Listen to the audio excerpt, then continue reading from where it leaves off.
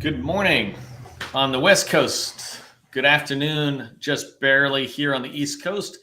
I'm excited to get started on Friday, July 22nd, 2022, our last day of a 5-day pattern of basically how to have better meetings, whether you call them cold calls, etc. Cold calls tend to be when you first pick up a phone. But this week we've had a lot of good training sessions. And actually, I just saw, I think it was Sue who put a comment in into my LinkedIn post out there about great training this week. And that's what I look to try to do, is to give you really good, solid how trainings, right? Everybody knows about what, or we hear what out there. And I really want to make sure that when I'm providing you some guidance, I'm also giving you the how behind it. So this is the last day of our week on this particular topic. Next week, I'm going to dive into teaming, 5 days of teaming. So we'll drive into that particular topic. I'm going to get started. I think we got an audio visual thing. Because we have such a community, I told the person who cut my hair this morning, I'm like, people come every day. I bet you somebody's going to notice that I finally got my hair cut after like 16, 20 weeks. So yeah, Liam, I got my hair cut. So, clean cut professional. And actually it's sunny out and I think I deserve a long weekend. So I'm taking a weekend after this. Okay, so let's get started. Hey, I'm Neil McDonnell. I'm the president of the GovCon Chamber of Commerce, and I want to welcome you here to my LinkedIn Live training, where I discuss processes and procedures for you to achieve success in the federal market. I spent 20 years as a small business owner in the federal market, and since 2018, I've been teaching people like you that government contracting is not a secret, it's just a process. The process goes from A to Z, right? And when you follow a process, it leads to the success or the outcome you want. Today, we're going to be talking about running a federal sales meeting in a way that leads to success. Before I get to that stage, though, I want you to help buyers remember who you are, or help me remember who you are. In the comments there, go ahead and put your company name and your core competency, 2 or 3 words that just describe what your company is best at. Make it easy for me and buyers to remember you. Make it easy for the people who are in the community to know who you are and maybe follow up and connect. One thing I wanted to give you a tip on today, and I want to thank you for joining me today, right? I want to give you a tip that is related to your core competency in LinkedIn. Inside of LinkedIn, you have a headline. If you look at my LinkedIn profile, or if you look at comments where I'm at, you'll see my name. And right below that, it says government contracting is not a secret, it's just a process. I have a little bit more, right? But it has that. That line ties together with my core competency. And what I want you to do today is make sure that the words you're putting into the chat that are your core competency for your company, make sure that they're, thanks, Gus. Make sure that the core competencies that you're putting into chat align to whatever your headline is, right? Make sure those two are lining up. I should be able to see that if you're cybersecurity in chat, then you're cybersecurity within the other space. Let me turn this guy off. Okay, so you do that, and I'm going to get started here about running successful federal sales meetings. This is really important to me. And today I'm going to try to blow through a lot of training in 30-minute window, 25-minute window. And I'm going to cover 3 main topics. One is how not to kill your chances of success. The second one is how to start and maintain meeting flow. This is a little different than controlling a meeting. And then the third one I want to talk about is how to ask questions nicely.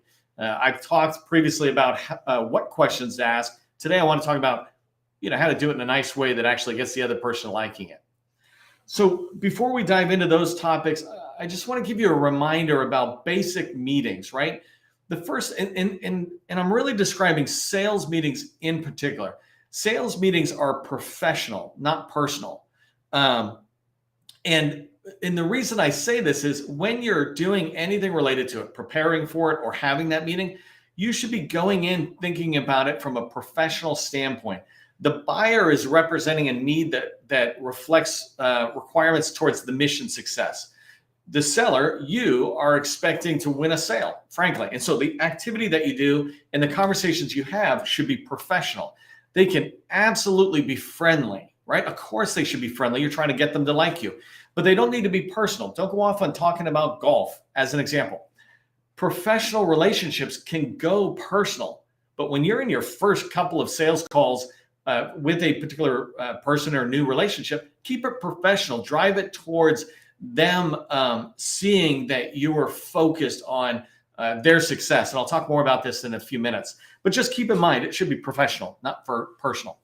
The next one is in meetings like this, sales meetings, we want to have successful meetings, not great meetings.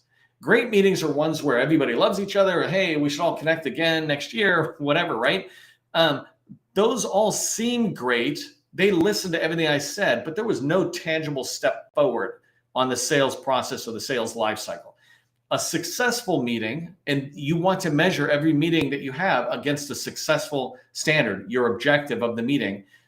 In a successful meeting, that sale, that opportunity that you're trying to pursue has moved forward a little bit. It doesn't have to go boom, straight to a sale, but it has to move forward. You got a particular document you were looking for. You got an answer you were looking for. You got an NDA started with a teaming partner. You got an introduction to a program office. Things like those are tangible step forwards in the sale, and you want to track on that.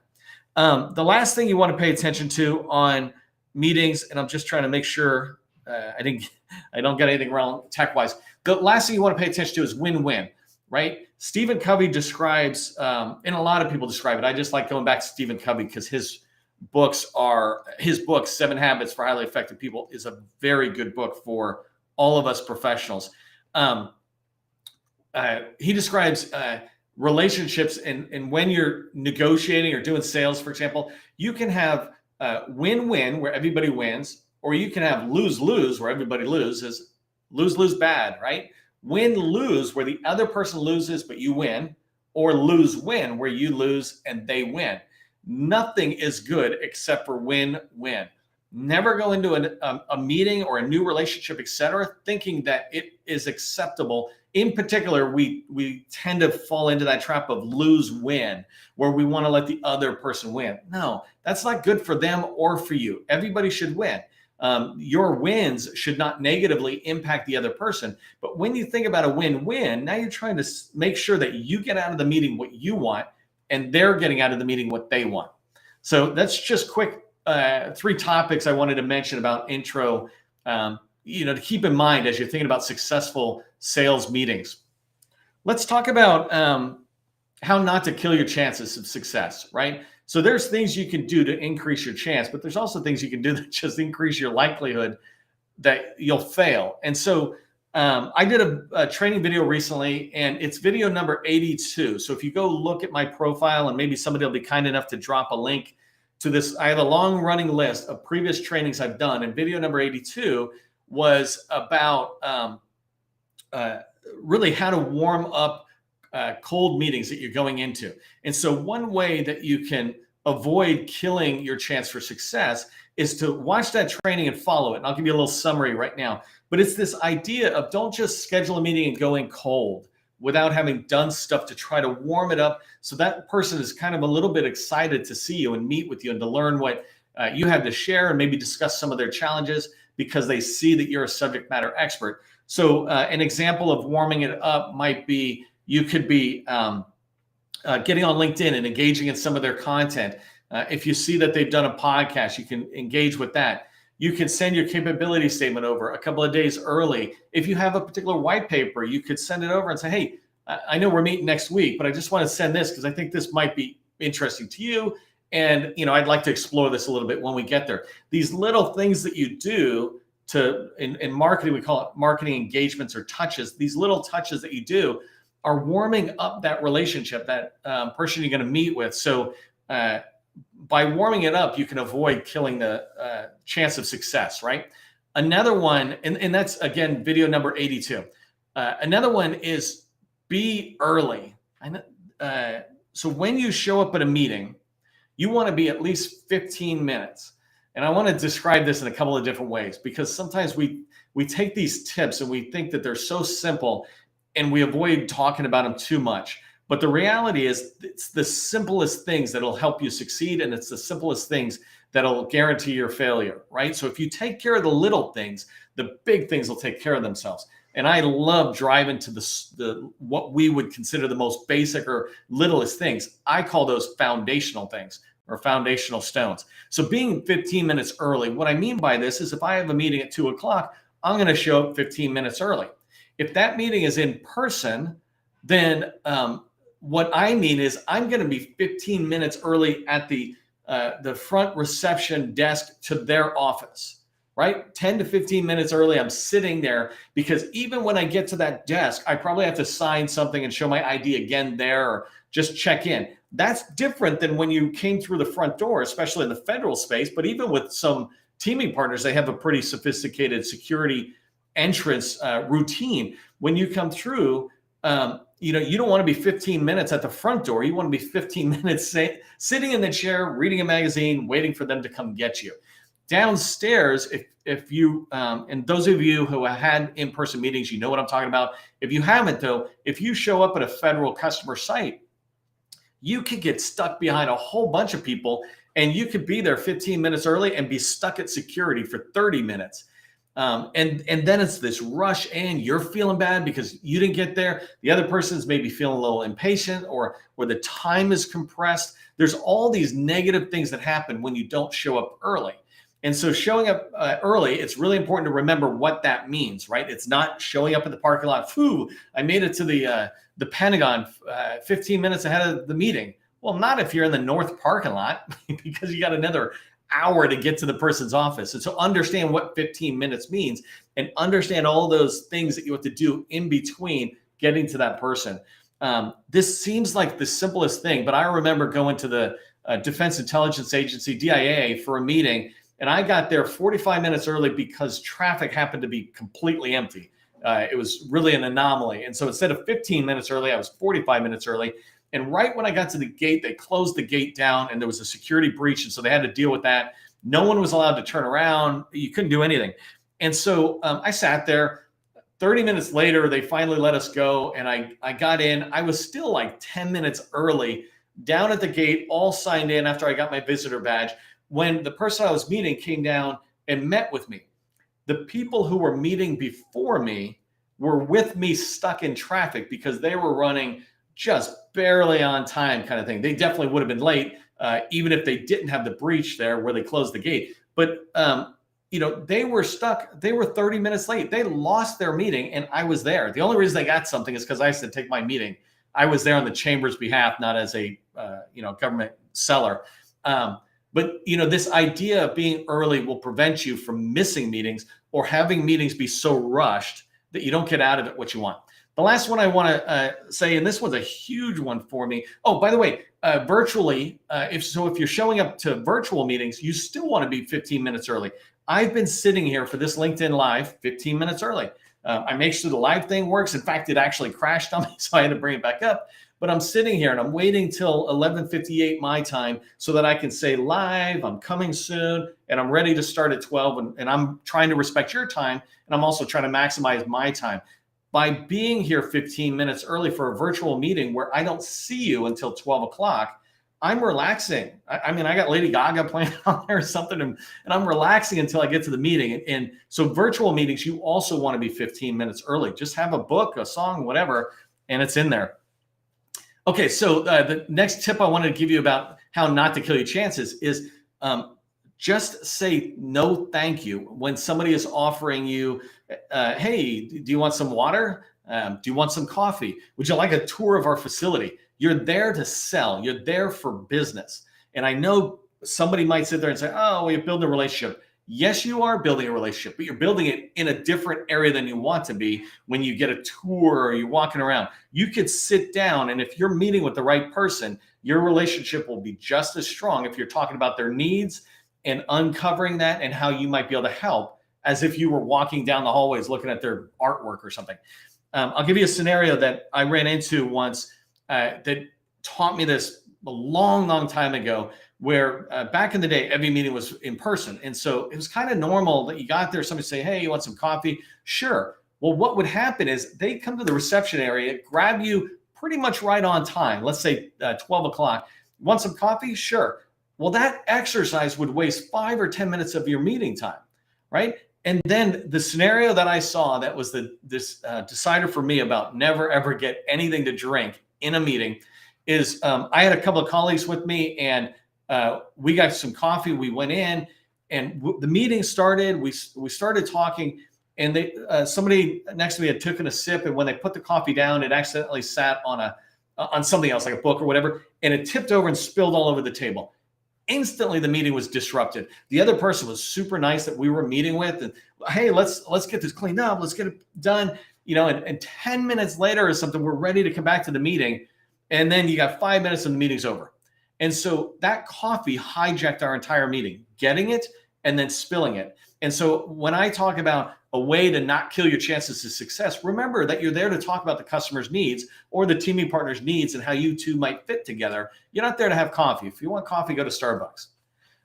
Hey, if this is making sense to you about what I'm talking about on how not to kill your chances, do me a favor. In the comments, put in person or virtual. I want to know, do you have more virtual meetings nowadays, or do you have more in person? As I do more training and tips, I want to know whether I should be kind of leaning more towards virtual tips or in-person tips. So put in-person or virtual in the comments if it's making sense. Okay, so let me move to the second tip here. It's starting and maintaining the meeting flow. I did a training recently. I think it was this week, might have been the week before, but it's video number 79. And in video number 79, I talk about how to maintain control, how to get it, keep it, and regain it. This is not today's tip, but that tip goes a long way towards what I'm trying to share today. Today, I want to kind of free talk with you, if I can use it that way, instead of very structured process for how to control a meeting. I just want to talk about how I start a meeting and maintain some of that flow and what it's like for me. But if you want to watch the meeting about how to get control, keep it, and then regain it if you lose it, watch video number 79, because that's a great solid training that I did on this topic at a next level up. So when I go into a meeting, and I'm trying to provide this tip to you, if you feel like sometimes, how do I start the meeting? Like we're walking in or Zoom comes on and we're both there. I'm really trying to go down to the very basics of what do I do when that comes up. And I have cold calls as well, by the way. If you think that I don't have a level of anxiety that might be there with a cold call, then you're misunderstanding that it's kind of always there, right? Just because I've jumped out of an airplane 100 times doesn't mean that I'm not afraid to jump out of airplanes. It just means I'm comfortable jumping out, but I sure don't like it. In the Army, right? Skydiving might be more fun. And there's this way of looking at it that on top, I'm like a duck on a pond, right? All calm.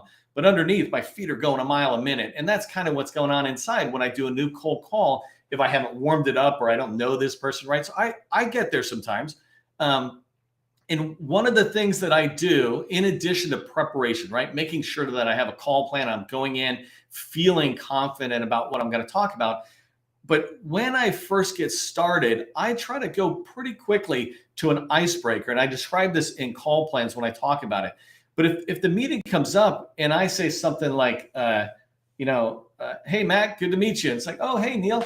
Hey, Matt, I actually was watching you the other day on a podcast. It was a very interesting episode you did with Josh. It was awesome. I'm instantly trying to get myself, the flow of the meeting going right to business, because Matt talked with Josh about technology. And I don't know why I brought Matt back into a second day. That's a little too much for one person as my examples. But, this podcast he did. And so I'll let that go for just 30 to 90 seconds or something, whatever he wants to say. Oh yeah, I really enjoy doing that. I like talking about Crane because we do a lot of stuff here and we love working with industry. No, that's perfect, Matt. And actually that brings me to why I'm here, because I want to learn more about Crane. And I want to talk to you about our company and see, where we might be able to fit or continue to do our own homework to understand where to fit, especially since this is a newer call. Is that okay with you? That's what we try to get at it today is really just learning more about your organization and sharing a little bit about my company. I've just switched from the icebreaker into getting him to agree to a purpose. The purpose of this call is to talk about these two organizations. Yes. Well, the next thing I like to, and he's going to say yes in whatever way he says, one word, or he might say a few words. No, that sounds good. I love talking about Crane and I like learning about small businesses that might be able to help us. So whatever level of answer he gives back, I'm then flowing into trying to get him on board. I did the icebreaker, I got the purpose. Now I want to get him on board with the meeting is going to go the way I would like it to go, control. And so, hey, Matt, I actually, in preparation for this meeting, I prepared a call plan sheet, and it just has several questions on here that allow me to chat with you. And I just got a checklist here, right? I just want to go through these questions. If you see me looking down, I just wanted you to know that's what I'm doing. And I say it in certain ways, right? You don't say it exactly like me, and I don't actually say it exactly the same way every time. But what I'm trying to say to Matt is, I have a sheet here that I've prepared to make sure our meeting is successful. Are you okay with me going through this? Yes, absolutely. And I like saying I have 7 questions or whatever number of questions I have, 7 bullets, etc.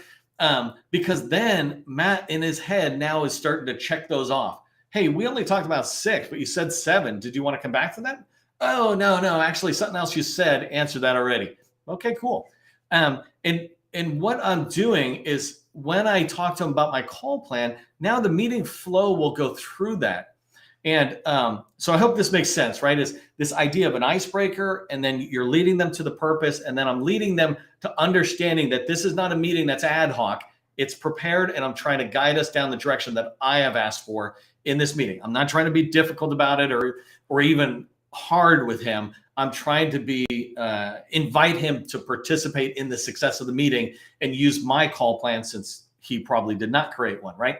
And by the way, I also ask anything you want me to add into the purpose, but generally people say no. Whatever you got prepared, Neil, is perfect. And it would be the same for you. Whatever you prepare in your call plan, the other person generally is going to go, no, that sounds great. Let's make it happen. Okay, so the last part I want to talk about, which feeds off of this, is how to ask questions nicely. I did another video. I think today's the day I'm referencing multiple trainings, but I did another training that you can get access to that was video number 84. And it was, it could have been yesterday for all I remember. My days get mixed up. But video number 84 was about how do I write the spin selling questions? How do I write questions to put on my call plan? So go look at that, at what could the questions look like, or generally what process or framework are those questions going to be in. So video number 84, you can take a look at that. The idea of that video is telling you what questions to ask. Today, I just want to talk about how to ask them nicely, because if I have questions down there and I'm less experienced, I might be inclined to just ask the questions. What's your favorite color? What food do you eat?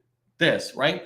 And I am doing 2 things. I'm either just being completely boring, right? Or if I'm asking it with a little tougher voice, then I'm being more like I'm interrogating them like a detective. You're not trying to be a detective, right? And that's something to keep in mind as you're asking questions and you write them on your call plan. Those are designed to guide the conversation with you and the other person. They're not designed to be, I ask the question, you answer the question. No one's going to like that, and it's not going to be helpful for either one of you. You're really trying to use them as a opening to a discussion around a particular topic, right? I see that you have SharePoint 2010. Are you guys using 2013 or SharePoint Online? Well, now that question goes into it, and they say, well, we're using both. Is your goal to go on to online, right? I can ask several other questions, pull a thread off of an original question that I have on my call plan. So if I ask that, it can lead to others. And then I come back to the call plan and go to the next bullet. So remember, you're trying to have a discussion. There's this line out there that people don't care what you know until they know that you care. So as you're having conversations and you're coming in prepared, if you're being nice with them and trying to understand, then they will begin to understand that you care about them personally and about their needs, their agency's needs, or their company's needs if you're looking at a teaming partner. Stephen Covey wrote a book called The 7 Habits for Highly Effective People. If you have not read it, read it. My recommendation is to get the full unabridged audio and listen to it, because there is a good narrative that tells it so much better than just reading the written word. And I've done both many, many times. But in 7 Habits for Highly Effective People, habit number 5 is seek first to understand, then to be understood. And the idea is these questions you're asking, you're seeking to understand more about their organization, their goals, their challenges. really, you're doing it correctly, and you're asking questions nicely if you're curious. If you're asking questions to get an answer, then you're not seeking to understand, you're seeking to get an answer. But if you are approaching this with a curiosity, right? If they tell you something back, you ask a question, right? Of course, you're getting an answer at a soft level, but you're asking this, you want to be listening. It's like, oh, no kidding. How's that impact you? Like, if you're going to support another company, if you're going to support an agency, be curious about what they're trying to accomplish. Begin to get involved in the pain they're feeling, right? Don't make it your pain, but begin to, I don't know if it's sympathetic or empathetic to understanding that, geez, that must be difficult. Well, how are you guys planning on handling that? What's the direction you're going, right? I don't want to turn this totally into, it has to be that creative of questionings, but my point is keep that word curiosity or be curious on there. I would actually encourage you maybe to consider at the top of the call plan writing, be curious. And Gus, maybe we write that on the call plan template from now on. But be curious because it reminds you, yes, I'm trying to get answers. Yes, I have an objective, but I want to be curious. I want them to know that I'm seeking to understand before I want to be understood about my product, et cetera. So if that is making sense about what I'm talking about on the curiosity side and how to ask questions nicely, why don't you throw in I'm curious in the chat if this is making sense on how to ask those questions. Remember, video number 84 goes into how to write the questions. So today I was just trying to touch on how to ask the questions. So today we talked about running a federal sales meeting the right way so that it leads to success. If you want success, part of success is laying out a process and a framework that you follow so that success is not accidental, success is on purpose. If you liked today's topic, you found it valuable, give it a thumbs up. I'm excited about next week's live training. We're going to focus on teaming. And so you guys got to let me know if this works for you. But my goal is to start having themes for the week. And so next week's theme will be teaming. And how do I do 5 trainings in a row? I hope you will join me at noon East Coast. For those of you on the West Coast, just get up really, really early at 9 a.m. and join me. Those on Guam, I guess you're at 6 a.m. or something, but join me noon East Coast time. I'm going to do 5 on teaming, and I'm pretty excited about that because I know that's a question that I've been asked by you and others who are in this community. I'm happy to do that. And then the other thing is I've been getting lately a lot of good tips back on, hey, could you cover this? I love that. And feel free to direct message me on LinkedIn and says, hey, tackle this topic, or, could you tackle it? I'll get to it at some point because you're helping me build it. Okay. Thank you very much for joining me. That wraps it for today. Remember, government contracting, it is not a secret. It's just a process. Part of the process is having a great weekend. I hope you have a great weekend, and I will see you in the next event.